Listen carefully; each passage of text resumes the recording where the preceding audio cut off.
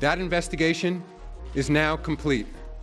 Accordingly, effective immediately, I am banning— Just 5 words that felt like a guillotine blade dropping in the middle of a crowded square. Effective immediately, I am banning. The voice was calm, almost cold, but the ripple it sent through the room was instant and electric. Adam Silver didn't build up to it. No polite acknowledgments to the press. No easing the audience into the gravity of what was about to be said. He walked up, adjusted the microphone, and detonated a moment that would echo through the WNBA for years. The name attached to that lifetime ban made the moment almost surreal.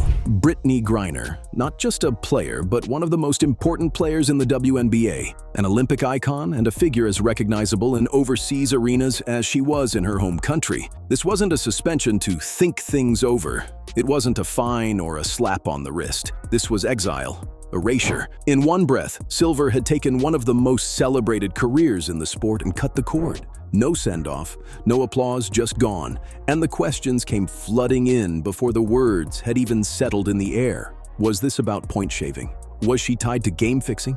Was there something darker? Something the league had quietly kept under wraps for years, only to have it spill past their control? The silence from Silver after the announcement made it worse. He offered nothing beyond the sentence itself. No satisfying explanation. That vacuum of detail became gasoline for the rumor mill. Within minutes, online chatter started mutating. Leaked audio, secret testimonies from other players. Was the scandal even about basketball at all, or about something buried so deep the WNBA would rather torch its biggest name than face the truth? Whatever the answer, one thing was already clear. The sport had just lost a pillar, and the league had just fired a shot it couldn't take back. First things first. Respectfully, Brittney Griner was in a Russian prison. You would think that somebody who is now free, back in America, on home soil, would not have too much to complain about, especially something like this. Fans in every sport. She described the fans. Yeah. It doesn't matter what sport you are. It doesn't matter what sport you pick. That's how fans act in every arena.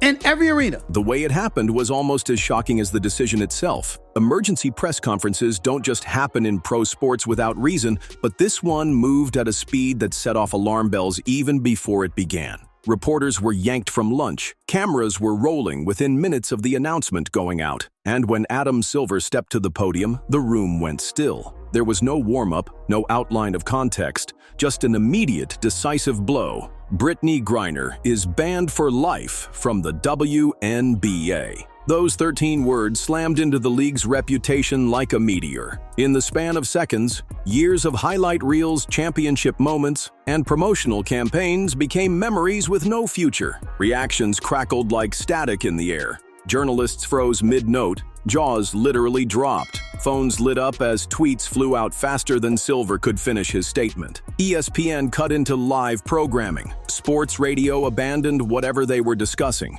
Everyone understood what this meant. This wasn't just a player removal. This was a foundational shift in the league's identity. Griner wasn't just an athlete. She was a brand, a marketable face, a walking headline. She brought in fans who didn't even watch basketball. And now she was gone, replaced by a cold phrase, lifetime ban. Silver's reasoning was deliberately sparse, but the words he chose cut deep. A comprehensive internal investigation, multiple rule violations, and, most damning of all, actions that undermine the integrity of competition. No single infraction named. No timeline offered, just enough to suggest this wasn't about one mistake, but a pattern. One too extensive to sweep under the rug any longer. And with that, the fuse was lit. Because if the WNBA had finally decided to burn one of its brightest stars to the ground, whatever they'd found had to be monumental. Every time we play her, there's this commotion, like this loud rumbling from the stands. Turns out it's people, thousands of them, just sitting there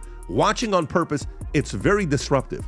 She says WNBA games used to be a chill, quiet place. You could bring your laptop and relax, maybe even get a little work done. But now, it's like there's large gatherings of people watching us from the stands. Some of them are yelling crazy shit about what they're seeing, putting unfair pressure on us to score.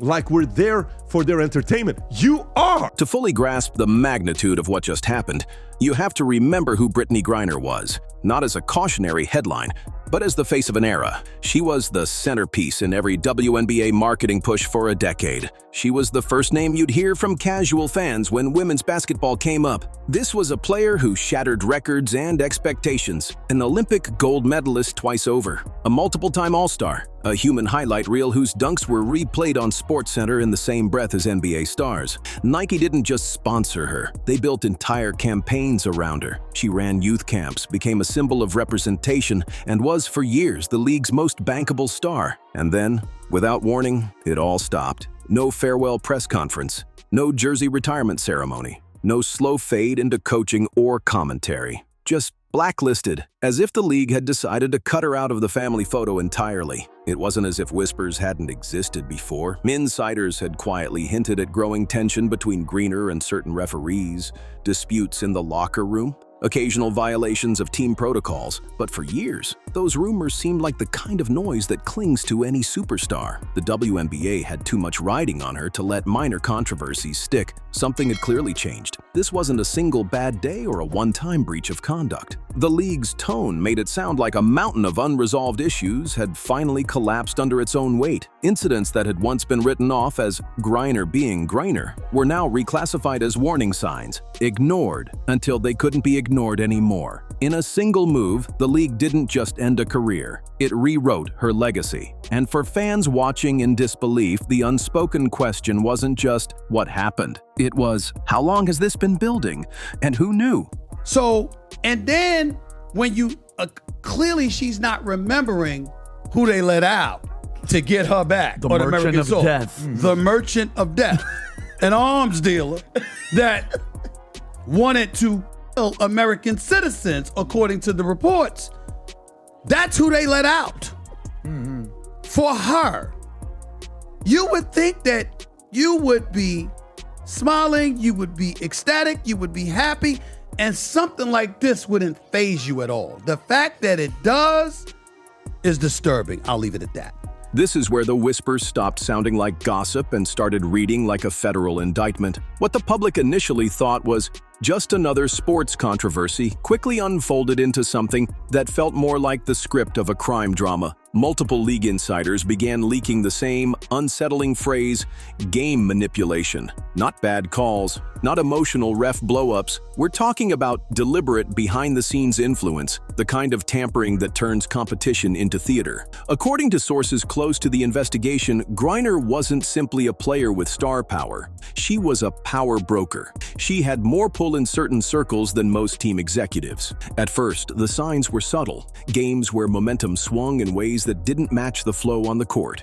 Referees making calls so strange that even commentators stumbled trying to explain them.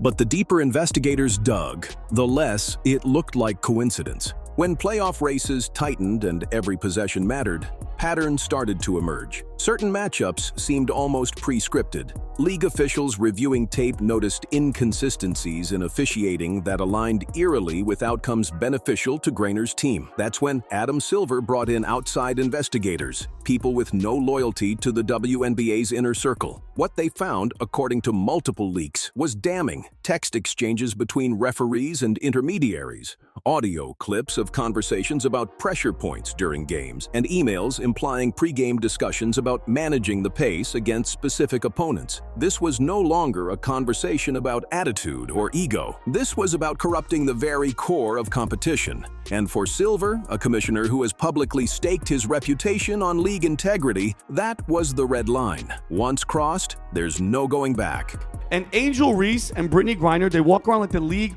owes them something. Even Ryan Clark's attitude as if, bro, where's the victimhood? These are freaking millionaires. Like, what are you talking about? It's attitude, it's no humility, just entitlement, and that's not confidence, it's arrogance with receipts, okay? If you want fans, if you want your league to grow, act like a professional, okay? The league already started underwater, and instead of fixing it, they're just poking more holes in the boat. And think about it, Brittney Griner talking all that trash.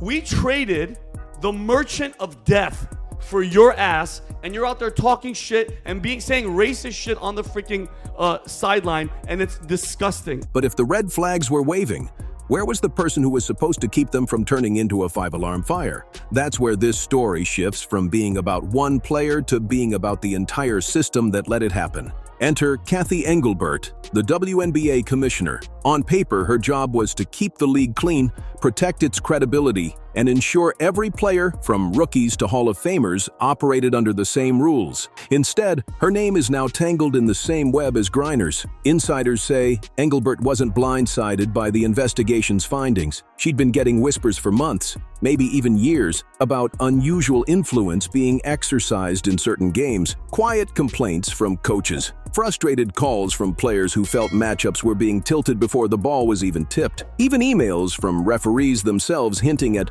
pressure to make certain decisions on the court. And yet, nothing happened. No public acknowledgement, no visible crackdown. The league's public face remained polished and unshaken while the private machinery kept grinding under a growing pile of unresolved complaints. Some say Engelbert's inaction was about optics, that she feared dragging the WNBA's biggest star into a scandal would spook sponsors, tank ratings, and undo years of hard-won growth. Others claim she simply didn't want to lock horns with a player who had enough influence to fracture the locker rooms of multiple teams. Whatever the reason, that silence created a breeding ground for the very chaos she was supposed to prevent. Now, she's facing an internal review herself, with more than a few voices calling for her resignation. And in a twist that should terrify every other league official, Adam Silver's disciplinary team, not Engelbert's, is now running point on cleaning up the mess. Stephanie White, congratulations. Amber Cox, way to go. Kelly Krauskopf, you did it, girl. You really did it. Way to rush Caitlin Clark back from injury time after time after time after time. To the point where she's tearing and crying on the court because she felt something in her groin. You three ladies couldn't manage a kid's lemonade stand. When leadership chooses PR over accountability, this is what you get. A league that wakes up one morning to find its credibility in shreds. And it turns out, the spark that set off the public explosion didn't even come from executives. It came from players who decided they'd had enough. Multiple sources confirmed that a handful of high-profile stars were quietly invited into closed-door sessions with league investigators. And we're not talking fringe names. We're talking Caitlin Clark, Sophie Cunningham, and others who represent the WNBA's next generation of leadership. Inside those meetings, the gloves came off. They described games where officiating felt off in ways too consistent to chalk up to human error. Matches where momentum turned not because of skill or execution, but because of whistles or the lack of them.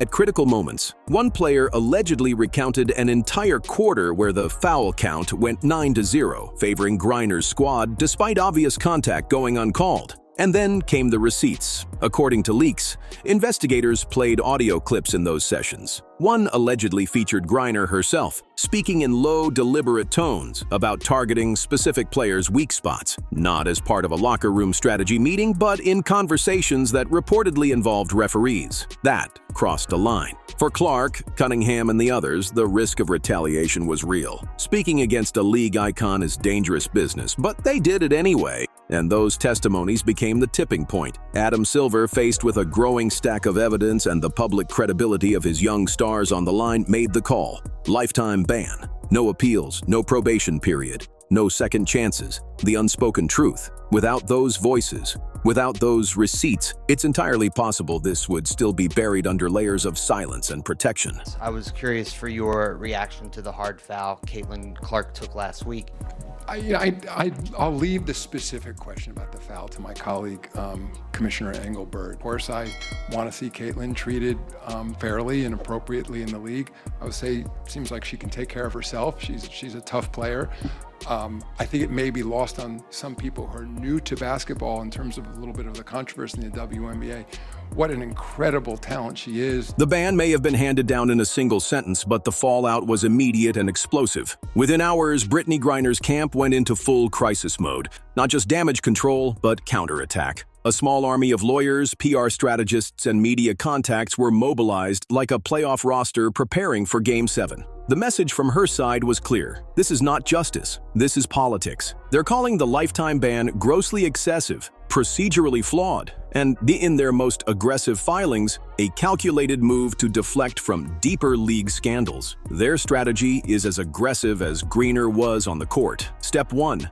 Demand every shred of evidence, unredacted emails, raw audio files, internal memos, even investigators' handwritten notes. Step 2. Frame this as a targeted takedown of a player who had grown too powerful and too outspoken for the league's liking. And here's where it gets even more volatile. They're not just threatening arbitration, they're threatening to drag this into a public courtroom, under oath, where cross-examination could turn private WNBA politics into headline news. If that happens, it won't just be Griner's case under the microscope. Entire seasons of games could be questioned. Sponsorship deals could be scrutinized. Referees, executives, and even current players might find themselves subpoenaed. The question hanging in the air now isn't whether Griner will win her appeal. It's whether the WNBA is willing to risk the entire sport's reputation to fight it. And just as that storm was gathering, the conversation took a turn no one expected. And Angel Reese and Brittney Griner, they walk around like the league owes them something. Even Ryan Clark's attitude as if, bro,